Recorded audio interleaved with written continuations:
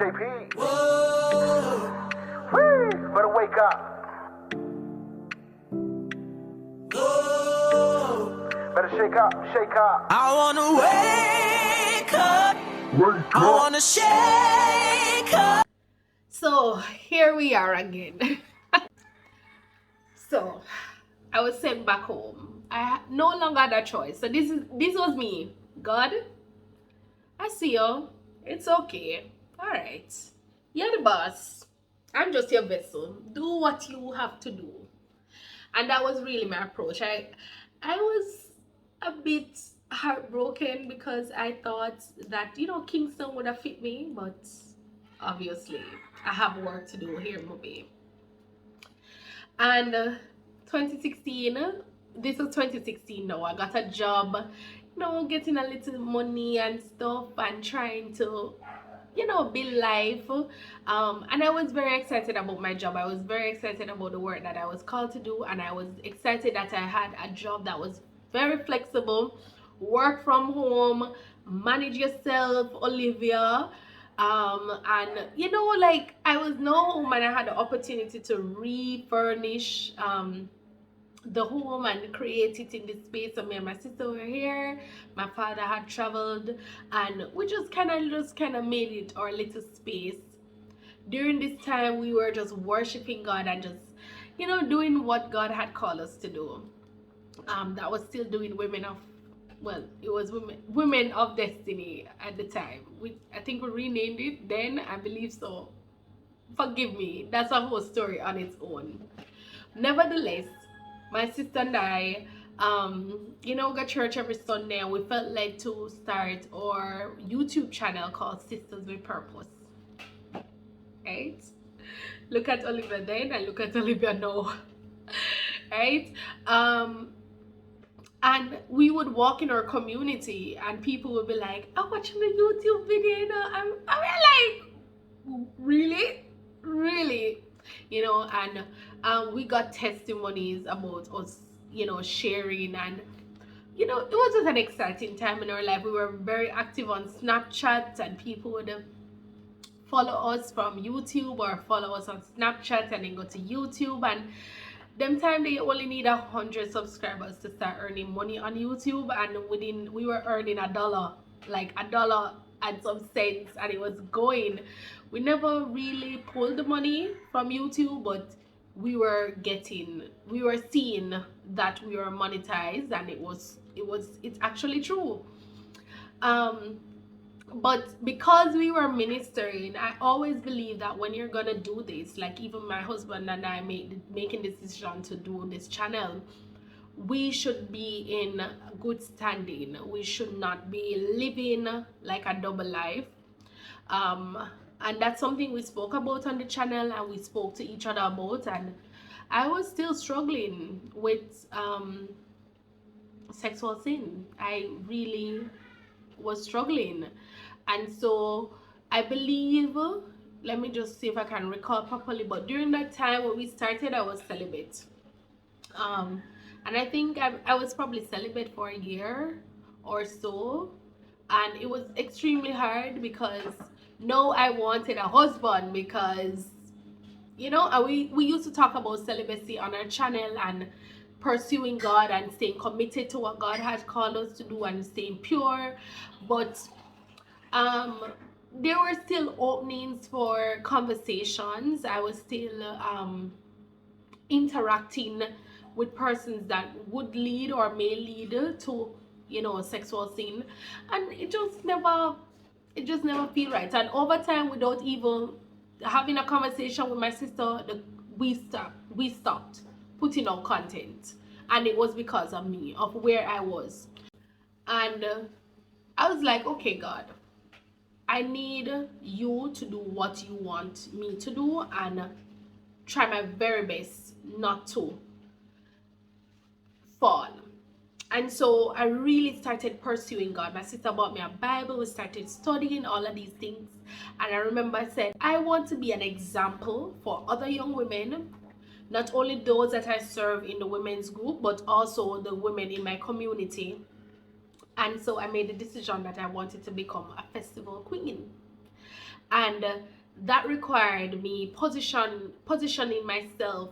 Well, I will be positioned as an ambassador, a cultural ambassador for Jamaica, and I was more focused on my parish and not like the Jamaican crown, and I really wanted it. And so when I saw that applications were open, that's a whole story and a journey on its own. While I speak, I realize there's so many other things I can tell you about my experience as even as a queen.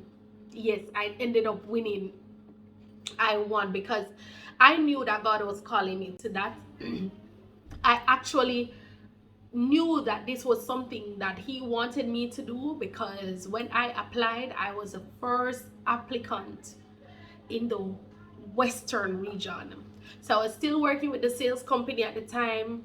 I was doing the Women of Destiny. I was now going to practices for this festival queen, and I was serving in my community. And my brother pursued me to persuaded me to launch the group to the community, to let people know that this is happening and to get more support. So in doing this, I did it as a birthday gift, and so on the 13th of October 2016 we had a community launch. And during this time, I mean, 2016 went by so quickly because I was going after this, doing all that God had called me to do so intentionally that persons who are still in my life to this day, they met me then. So they don't know about Olivia prior to that 2016 version of who they met. And this was a very passionate, fiery woman who loved God, who wanted good things for others, who was a servant, who was always willing to show up, who was advocating, who was strong, you know. And what, like, I'm participating in youth clubs, I'm doing all of these things, and just really just seeking after what God really wanted for me. Again, that time I had no idea that I was quote unquote seeking after God or being so obedient to him, but I knew that I loved him, and I knew that he loved me, and I wanted to stay in a place of obedience. But it was very, very hard. So 2016 was a very good year for me. It was my celibate year, and I saw the manifestation of God in a lot of things. I had answered prayers. That's the year I read 12 books. Your girl who never liked to read before. I read 12 books. My sister was my accountability partner. I did my insurance. I did a lot of things. Like, your girl was getting her life together, and I thought, yeah, this was it. So run come 2017 now. Oh, before the ending of 2016, that's when I met the boyfriend. And quickly, it was like a month and a half, and that was done with. And your girl was so broken. Man always break my heart. Comment below if you have been through something like this, if you can relate. Men break your hearts, or for the males, like, girls don't break on their hearts, and then you feel like, what should I do?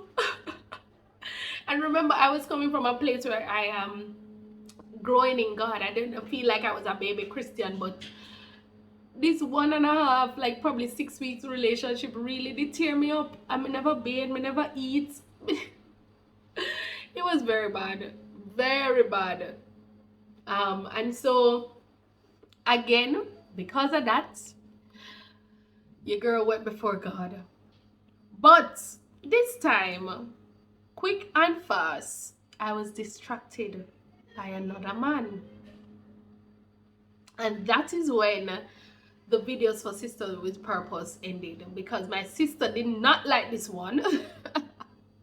She had no interest. She really didn't believe that I should have been dealing with this particular guy. And because I knew the voice of God, we had videos on that. I actually knew the voice of God, and I was disobeying. I can tell you, I was disobeying. Yeah. I was very disobedient. Nevertheless, here came my journey to the crown. And I became the festival queen for St. James. I got the platform that I wanted in order to really maximize Women of Destiny. I was so excited. Like, this was the objective. I wanted this platform. I got it. Answered prayer. Tick. Boy, in 2016 I had a sheet on the wall with the prayers that I wanted God to answer, and like my Snapchat used to blow up because like week after week I'm just going there, tick tick tick, like God are the boss. And so that platform challenged me to do something else in the organization that allowed it to grow, and we got more connections and people started knowing about us. Things started flourishing for us, honestly, and it really put me on a pedestal to, like, more eyes were now on me, and with more eyes being on you, more challenges that you face, and that required me to face parts of me that were not so beautiful. And in facing your demons, I calling them my demons, I had to go to God a lot of times and ask him to not only cleanse me, but to help me to accept that this is what I would have done, this is what is holding me back, and to release. And so I was pursuing God in such a way that I really wanted him to eradicate anything and everything that was blocking me from getting to the next level in him. So this boyfriend that I had is a story on its own, but long story short is that God told me to break up with him. I decided that I was not breaking up with him. I met in an accident. Well, he didn't show up for my birthday, my 25th birthday. I didn't break up with him then. I met in an accident that destroyed his car, and he was mad. And I still didn't break up with him then. And then I found him cheating.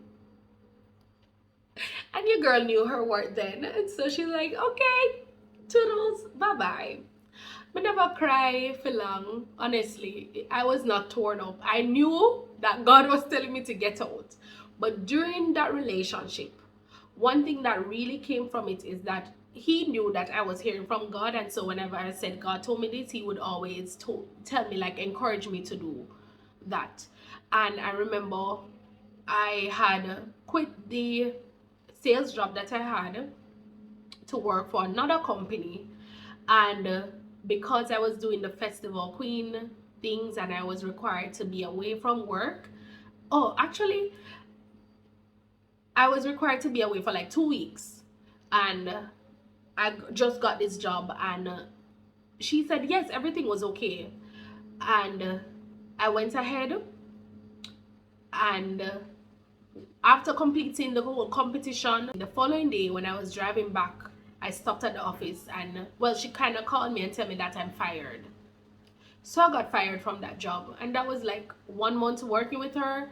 And so I was like, no problem. This was not what I needed to be a part of, because during that time, my co-worker and I met in an accident. He ran a stop sign, and literally I was this close from the light post, and I had some injuries, and they were not very supportive of the fact that I was injured.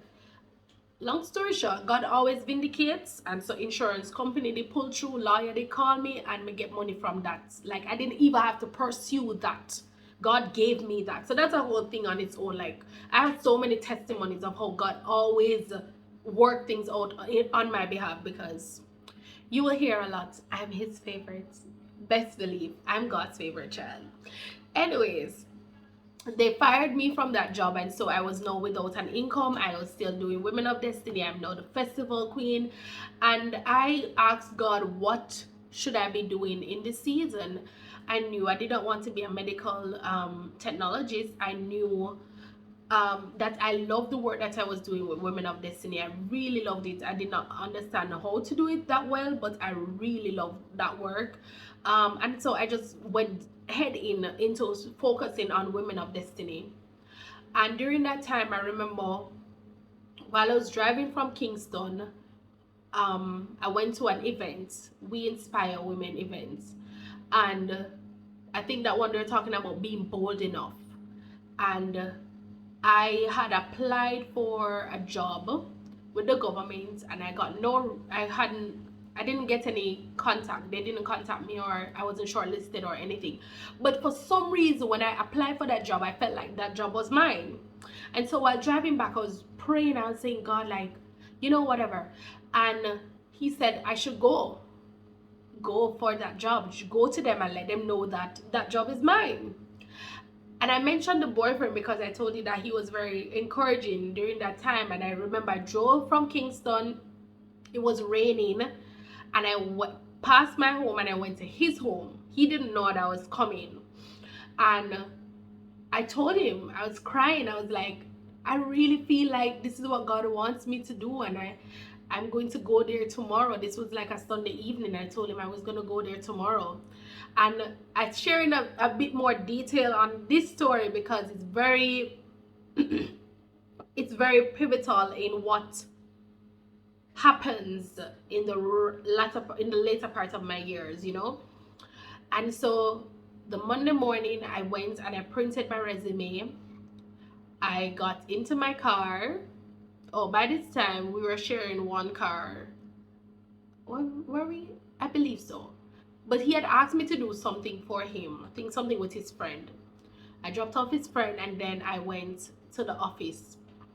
And I sat in my car for probably 45 minutes to an hour, convincing myself that I should go into the office and tell the people them that I applied for this job and I'm here for it.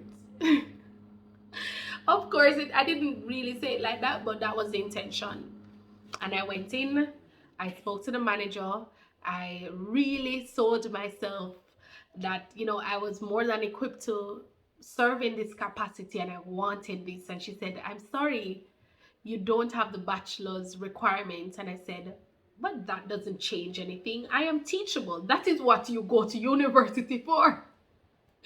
And she said, in all my years of working, I think she was working more than 20 years.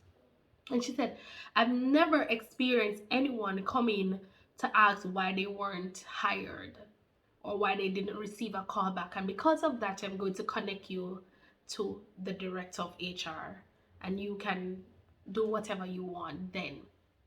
She gave me the number and the name for the person. No email address, just a number to call and the name and also the office location. And I called every day for 3 weeks.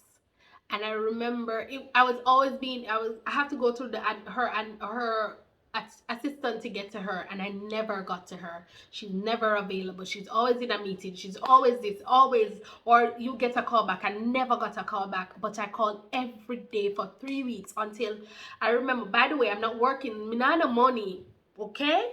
None of money. Right, but I made up my mind and I'm gonna drive to Kingston and I'm gonna go to this office. If I call one more time and I don't get through to this lady. And I remember when I thought that, I made the call right here in this house and the person answered. By this time I knew the assistant by name, so I was like, hi whoever, this is Olivia calling. And the person on the other end said, no, this is the director. And I was like, oh great, I've been calling to speak to you. I'm so glad that I have you here. She said, I'm heading out into a meeting, how may I help you? I said, no problem, this will be quick. This is who I am, this is why I'm calling, and I need you to, And she said, we don't normally do this, but for some reason I'm going to ask you to send me your resume. And I did. And guess what? I got the job. Boom, boom, boom, boom, boom. I'm gonna get the job. Your girl got hired for a job she was not qualified for, because God qualifies the unqualifiable. Whatever that is. I'm just saying, God worked it out because I obeyed him. Even though I was not living wholeheartedly following him, I was pursuing him. I wanted to get there. He knew my desire. He knew my heart. He knew my intention. And so, because I was obedient to that voice in my head to tell me, Olivia, you must do this, and overcoming the fear, overcoming that fear, and doing that, he opened a room for me. So really, the essence of this part is to let you know that I was called to this, but he doesn't call the qualified, right? He qualifies those who are called. Stay tuned for the remainder of this story. Thank you. So until next time, guys, remember to subscribe right here, share, and like this video down below. So until then, bye.